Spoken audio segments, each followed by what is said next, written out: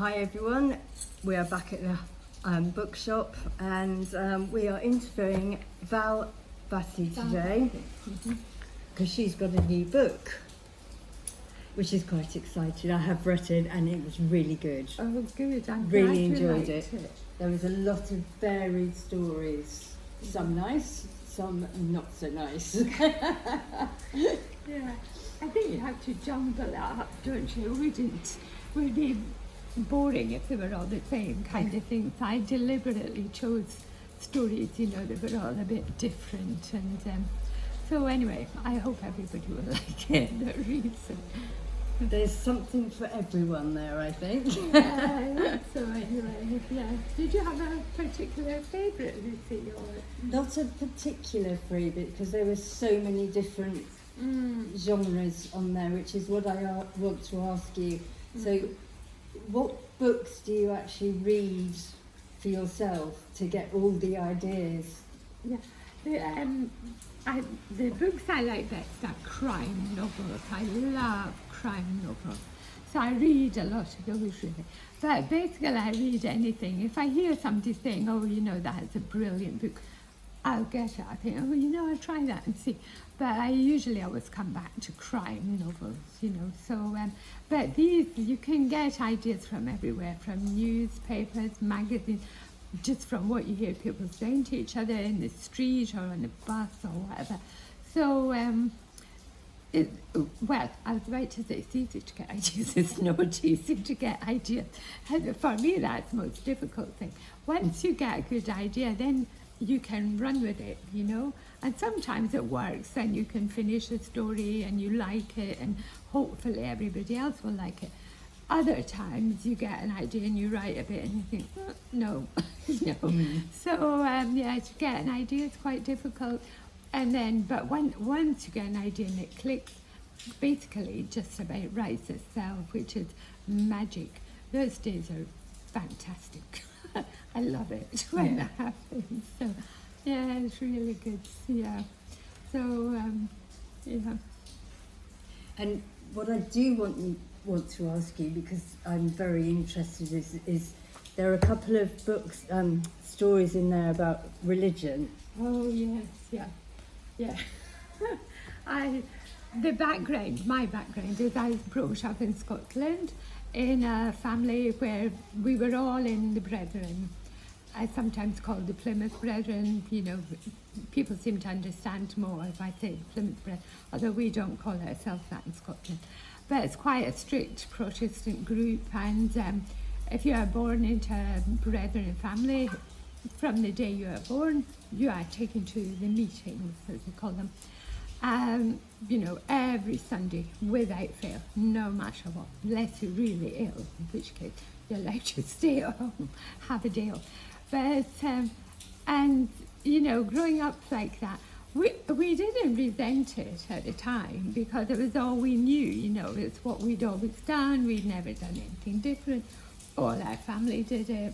And but then once we grew up, and sort of moved away and saw how other people live, what other people do, you kind of resent it a bit, because it ruled our whole lives, all our childhood, So, I mean, I don't resent it very much. And most of those stories actually supposed to be a little bit funny. They're not supposed to be grim and nasty. No, they were very interesting as well. Yeah. Gives you an idea.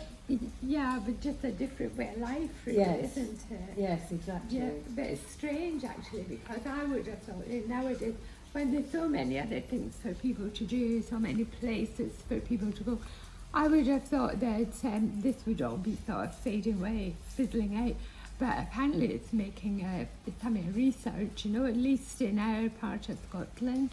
And apparently loads of people are going to the Brethren now and bringing their children up like that. So I was amazed when I heard that. But my sister has a family live opposite her, but they're even more strict than we were. But they go every Sunday and every evening when they come from work, they finish school. Really taken off again, So, but yeah, it was a bit of a different upbringing. Yes. But sometimes we had telly, sometimes we didn't. My grandmother decided to put her foot down, telly out the door. So it was a bit strange, you know, because when you go to school, all your friends are talking about this thing that they saw last night on the TV, something else is on the TV, and you're sitting there, don't know anything about it. So is that why strange. you got into books? Yeah, I loved reading, and when I was very young, we never had a TV. And so life is quite dull. It was then in the 50s and 60s, you know. Life was quite dull, really. It's nothing much to do. We had a little radio about that side, and we had that on quite a lot. But no telly. You're not allowed to go dancing or to the cinema or anything like that. So basically, you read, you know, or if you don't, like my brothers never read, they used to play football all over the house all the time. So it's, and you carried on with the reading, yeah. and then got into writing. Yeah, well, I used to, when I was very young, my mother always got the Woman and the Women's Own magazines every single week. She used to read them from end to end, then I would read them from end to end. And I can remember thinking, I could write stories like that. You say, oh, well, could you? Anyway, she was right, really. It's not as easy as you think to write short stories. But I always had this feeling I could write stories like that. But I never ever did it, you know, because you're at school, then you're at work, and you get married and have children. So I never did it until I retired. And once, you know, we bought a house and organised it and got settled, then I thought, oh, I've got too much time, what am I going to do now? So, and then I saw Tony's group, you know, the Writers' Workshop, which part of the U3A Marbella. So I rang up and signed up, and the rest is history, as they say. And you've had stories published since? No, I haven't had any stories published. This is my next big ambition, to get a story published in a women's magazine. And also there's loads of short story writing competitions all over the world, really.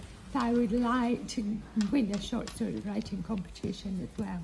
And the big short story writing competition is the Sunday Times short story competition. And it costs nothing to enter, and the prize is £30,000. So this is my big ambition. And when does that start? It's once a year. I can't remember if it's like January, just after New Year, or if it's November or something, just kind of before the New Year. It's only once a year, but they give you fair warning, you know, you get months to sort of think about it and prepare for it and everything. So I won't try that now, because I think you really have to be an established author, writer to do that. But it's fantastic. But the funny thing is, the few stories I've read that won that competition, I didn't like them very much, which sounds very arrogant. But really, in all honesty, I didn't. So, but anyway, that's what I really like to do. So, anyway, we'll see. Maybe we ever get that then, you know. I've had some articles published and lots of letters in magazines and so forth and so on. And yeah, I've had quite a few articles published and interviews. I interviewed quite a lot of people, and the Costa del Sol News, when it was still going, they published them all, which was very nice, you know. Mostly are people that are involved with the salon varieties in Fuengirola. So that was very nice, you know, and the newspaper gave it like whole page spread and everything, so it's very good. I've got competition then. Yeah. So what advice could you give to budding writers? I think, you know, famous authors always giving out information, and I think it was Stephen King. He said, you know, people just starting to write, they tend to sit and wait for inspiration. He said the rest of us, we just sit down and go to work. And I think that's the secret, you know, don't sit and think, what could I write about? I've no idea. Just sit at the computer and write something. Anything, you know, to start with, just write. But I'm sitting here, I have no idea what I'm going to write about, but I'm definitely going to write something. You know, something like this, just to start. Once you start doing that, again, it tends to grow, just go. So I think that's a big thing, try to write every day, even if it's just 10 minutes, even if it's just, nothing spectacular. Try to write something. And yeah, don't worry too much about rules and regulations and everything, because one of my favourite authors, Somerset Maugham, and he said there are only 3 rules to writing. Unfortunately, nobody knows what they are. So, don't worry about the rules, just write. Yeah. And everybody writes differently, so don't try and copy somebody or whatever. Just you write yourself, Okay. Yeah. All right, darling. And finally, what's next? What's next? Well, I think I'm going to write another anthology and hopefully bring it out next year sometime. And also I may next year do, this NaNoWriMo, which is National Novel Writing Month. This is every November and it's worldwide now. People do this all over the world. And again, it costs nothing to take part. You get lots of help, while you're doing it. And it would just be fun. And a lot of people, you're supposed to write 1,000 words every day in November. And a lot of people, this is their first 30,000 words. Then they go on to finish a whole book, So it's very good. And I think, again, once you got into the rhythm of writing every day, it would get easier and easier. And then it would be easier to continue afterwards. So I may try and do that next year, Sounds like a plan. Yeah, good plan. Good plan. well, it actually So we won't see you in November next year then? No, I'll be busy, yeah. Yeah, so, that's about it, I think, really. And as I say, I'm always thinking, how could I get a short story published? Not that easy, but, anyway, I like doing it, so whether I get something published or not, doesn't matter too much. So, where can we buy this? It's on all the Amazons, Amazon.com, Amazon.co.uk, Amazon.es. It's very cheap on Amazon. I've got some at home, which I can sell if anybody gets in touch with me. I'm on Facebook. And I may be able to sell them in the bookshop here in La Colonia, hopefully.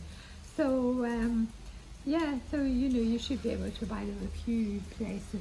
And as I say on Amazon, on all the Amazon sites, it's very cheap, so you can try it. And I like it. Lucy likes it. I do. I would recommend this. I really enjoyed it, and I've read it twice actually. Have you? I have. Good. Yes. Smashing. Anyway, give it to all your friends as well. I will.